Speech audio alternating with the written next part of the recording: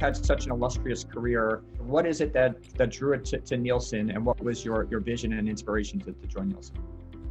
Well, so listen, that whole career being on the buy side of advertising, the sell side of advertising, it's all been about using data and models and algorithms to get better decisions. We're in 2020.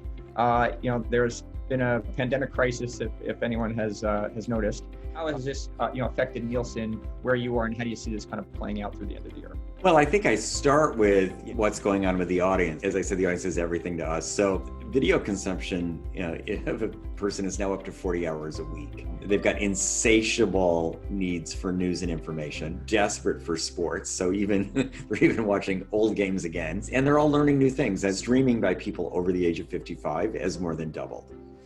Given this shift in the pandemic, it's clear to me that right now, we need to get moving much faster to get to that single metric. We would just talk about personalization. So to what extent do you believe that consumers appreciate the benefits of personalized advertising and content? Consumers feel that advertising is disruptive, they're being targeted and all that. What's your perspective on that?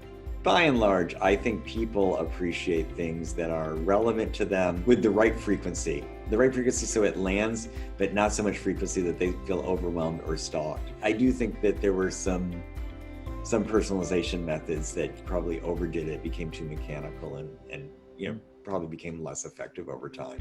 How do you lead and manage a global organization of that size? Could you give us some insight into that? This one, it's long and extended, and it's more like being in wartime, and I think it's going to last for years, and I think some of the changes are permanent.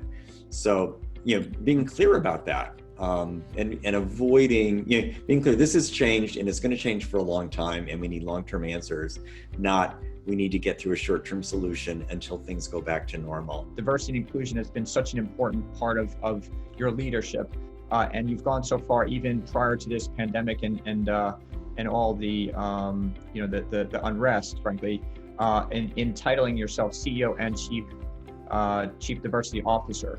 Could you talk about why that's so important to you, and why you've made it a point to do that? You need great data. You need the best data to make the best decisions. If you don't include everyone in the data set, the data gets biased. Data and the way data is shared has been part of systemic racism in America forever. Raise the bar on that. So diversity is not at Nielsen an HR function.